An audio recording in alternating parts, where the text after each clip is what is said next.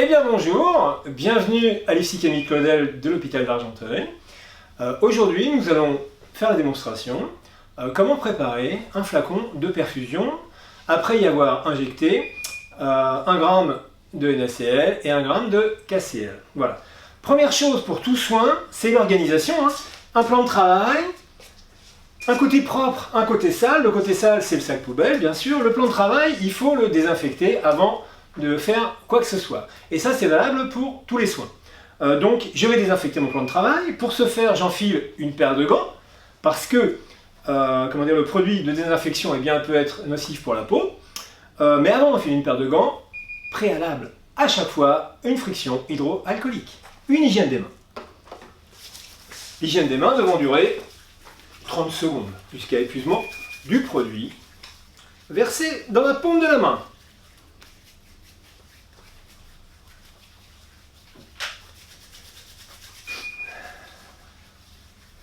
La friction consiste bien sûr à porter sur tous les plans représentés par mes deux petites mimines. Faut pas que je sourie, parce que j'ai un vilain sourire, mais bon, ça c'est pas trop. Voilà. De toute façon, si vous reste du produit sur les mains, vous ne parviendrez pas à enfiler les gants. Ensuite, j'enfile les gants. Enfiler un seul gant est possible, parce qu'en fait, ça consiste. Il fait chaud, hein. On a du mal à enfiler les gants. Les mains qui transpirent. Le gant se déchire, c'est pas un problème. Je ne vais pas désinfecter l'adaptable avec mon poignet. Voilà. Camelote, hein. Camelote.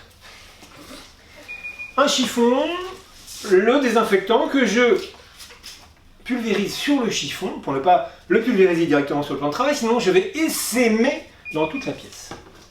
Je vais désinfecter en fait l'endroit du plan de travail ou de la paillasse, peu importe comment on le nomme, où je vais poser mon matériel. J'essaye de ne pas passer 15 fois au même endroit. Voilà. Globalement, j'ai besoin de cette surface-là, impeccable. Mon chiffon, je le glisse à l'intérieur du gant, j'évacue les gants. Et comme j'ai fait une friction avant d'enfiler les gants, eh bien, je fais une friction à chaque fois que j'ôte une paire de gants.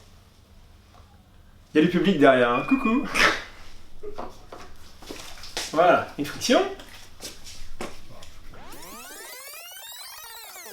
Je vais donc sélectionner mon matériel. J'ai besoin d'une seringue de 20 ml. Je vérifie l'intégrité de l'emballage et la date de péremption. Impeccable, 2024. J'ai besoin d'un paquet de compresses, 5 compresses. Et vous allez voir qu'on va toutes les utiliser. Pareil, intégrité de l'emballage, date de péremption, 2023. Impeccable. J'ai besoin de mes électrolytes. Là, pour le cas, la prescription prévoit 1 g de KCl, 1 g de NaCl. NaCl, KCl. Que je vais donc poser à proximité. Le flacon de perfusion, c'est du NaCl à 0,9%, ce qu'on a tendance à nommer le sérum physiologique. Je le pose également à côté. L'aiguille, intégrité de l'aiguille, date de péremption, 2024, impeccable. Super. Ce qui me manque, il me manque quelque chose sur cet adaptable. Quoi donc? Eh bien, le produit antiseptique, la chlorhexidine. Est-ce que quelqu'un peut, dans l'assistante, un flacon de chlorhexidine, s'il vous plaît? Formidable, elle est gentille, merci. Alors, le flacon de chlorhexidine, on va regarder la date de péremption. Impeccable. C'est limite, hein, expire 12-2020, hein. C'est pour ça que j'ai marqué un temps. Et puis, lorsqu'on l'a ouvert, il y a la date, impeccable, ça colle. Voilà tout le matériel dont j'ai besoin. Et évidemment, lorsque j'aurai terminé la préparation, j'ai besoin d'une boîte à eau PCT pour éliminer les huiles. Je vais donc me la procurer. Je vérifie qu'elle n'est pas trop remplie. On peut faire un petit peu de samba si vous le souhaitez. Logiquement, le service, l'unité de soin doit être notée sur la boîte, ainsi que la date à laquelle elle a commencé à servir. Je vais la poser donc potentiellement sale du côté de mon support qui reçoit tout ce qui est sale. Je viens de toucher une boîte à eau PCT, donc avant de faire quoi que ce soit dans ce cas de figure, une friction hydroalcoolique.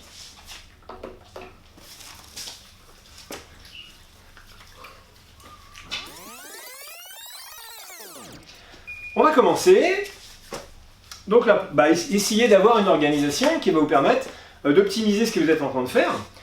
Et donc on peut, par exemple, commencer par enlever la protection du site où je vais injecter les électrolytes. Tac, poubelle. Je peux commencer à ouvrir l'emballage de ma seringue. On va essayer de mettre le côté plastifié en dessous. Ouvrir, peler l'emballage de l'aiguille. Peler, quand je fais ça, il y a le fluide qui sort. Pas bien. Voilà. Toc. Ouvrir les compresses, le paquet de compresses. Alors toute l'astuce, quand on ouvre un paquet de compresses, on voit les professionnels, mais comment font-ils? La plupart du temps, on prend l'emballage comme ça, on replie l'emballage sur les compresses et on fait ça. Oui, mais si votre doigt, par inadvertance, est venu sur le rebord là, de l'emballage, et bien lorsque vous allez replier l'emballage, ce rebord va venir toucher la première compresse stérile. Et donc, cette compresse ne sera plus stérile. Donc il est plutôt préconisé, mais c'est assez périlleux à faire, c'est d'ouvrir l'emballage comme ceci. Voilà. Et voilà. Je vais avoir besoin de compresses imbibées d'antiseptique, mais de compresses sèches également pour casser le bout de mes petites unidoses d'électrolytes. Donc, la chlorhexidine, je vais la déverser sur un coin des compresses, ce qui fait qu'un coin sera imbibé d'antiseptique et l'autre coin reste sec. Tac.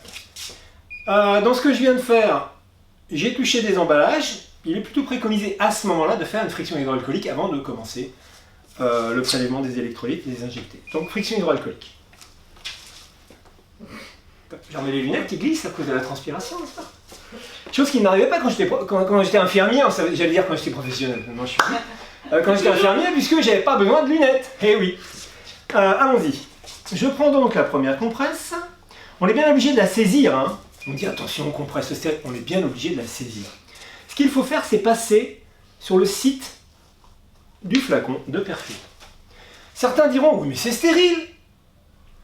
Vous pourrez aller voir sur le web et aller voir chez tous les fournisseurs. Aucun fournisseur ne stipule que le site est stérile. Pourquoi? Parce qu'il se couvre pour le cas où il y aurait un problème au niveau de la fabrication. Asepsie du site où je vais injecter les électrolytes. Seconde compresse, je vais venir réaliser une désinfection du col du flacon. Je ne casse pas. La languette de l'unidose, simplement je passe. Je jette. Troisième compresse. Il y a une seringue électrique qui sonne quelque part. Je viens désinfecter la deuxième unidose. Pareil, hein, je dois faire quelque chose de propre. Tac. Et je jette la compresse. Qu'est-ce qu'il me reste à faire? Eh bien, je vais raccorder la seringue avec l'aiguille. Toc. Voilà. Les sites à surtout ne pas déstériliser sur le matériel que je viens de saisir, eh bien c'est l'embout de la seringue et l'embout de l'aiguille. Il faut raccorder les deux harmonieusement. Et puis puisque j'ai un emballage sous la main, eh bien je vais remettre la seringue à l'intérieur. Comme ça je suis sûr qu'il n'y a pas de contact. Néanmoins le plan de travail était désaffecté, logiquement il n'y a pas de souci. Maintenant, je m'apprête à casser le col des unidoses et ensuite, à prélever les unidoses, d'une seule fois et les injecter dans la poche, le flacon de perfusion. Je vais me faire une dernière friction avant de l'acte final. Friction hydroalcoolique. Ceci étant fait, eh bien, je vais casser les unidoses. Quand je dis casser les unidoses, c'est tout simplement retirer l'extrémité de l'opercule avec le côté sec de la compresse. Voilà, tac. Deuxième. Voilà. Je me saisis de la seringue. Je retire la protection et là je vais venir prélever. Alors, pour prélever, il faut essayer de faire un prélèvement qui soit franc. Il faut toujours que le biseau de l'aiguille soit dans le liquide. Vous évitez de trop manipuler le piston de l'aiguille. Et quand je dis un prélèvement franc, c'est-à-dire qu'il faut essayer de tout prélever d'une seule fois. À l'arrivée, je devrais avoir 10 ml de produit dans ma seringue. J'enlève l'air qui réside. Vous avez vu la position de la seringue pour arriver à la purger, hein, purger l'air. Voilà. Voilà, je vérifie. J'ai un petit peu plus. En fait, j'ai 11 ml. Pourquoi? Parce que le fabricant, dans son infinie bonté, prévoit un petit peu plus de produit pour le cas où j'en perdrais au moment où je le prélève. Mais je ne l'enlève pas, je le garde. Ensuite, je fais la même chose avec le KCl, c'est-à-dire le potassium, le chlorure de potassium, pour être plus précis. Il faut avoir des grandes mains. Je commence à arriver au bout d'index, vous voyez. Voilà. À nouveau, j'enlève l'air et je purge pour ne pas en mettre dans la poche. Voilà. À l'arrivée, j'ai mes 20 ml de produit. Et là, eh bien, il me suffit. Il ne suffit plus que... Alors attention à ne pas percer la poche au moment où vous introduisez l'aiguille. Voilà. J'introduis... Je verse franchement le produit à l'intérieur. Très bien. Tout de suite, je me débarrasse de l'aiguille avec la boîte à aiguilles. Tac. Je peux me faire une friction tout de suite. Moi, je préconise la friction parce que je vais devoir aller pêcher un stylo dans ma poche pour pouvoir rédiger l'étiquette. À moins que je n'ai rédigé l'étiquette avant. L'étiquette, c'est quoi? L'étiquette d'identification de ce qu'il y a dans le flacon. Que va-t-il y avoir sur cette étiquette? Eh bien, il y a une petite musique, un moyen mémotechnique qui permet de s'en rappeler. Nom, prénom de la personne, nom du produit, dose, date et heure de pause. Petite formule mémotechnique qui rime et qui nous facilite le fait de le retenir. Donc pour le coup, votre serviteur, Patrick Martin, qu'est-ce que j'ai mis à l'intérieur du produit? J'ai mis 1 g de NaCl plus 1 g de KCl. La date, nous sommes le 27 de mémoire, 27 mai 2020. Oula, je me rappelle de la date. Et l'heure de pause, il est 11h15. Voilà. Voilà le minimum à mettre sur l'étiquette. Maintenant, il y a des étiquettes qui sont toutes faites sur certaines structures, où on rajoute le nom de l'infirmière qui a préparé le produit, ainsi que la date de naissance de la personne à laquelle c'est destiné le produit. Voilà. J'espère que vous avez pris plaisir à notre compagnie et que vous reviendrez bientôt pour d'autres exploits de préparation, quels qu'ils soient. Merci, au revoir.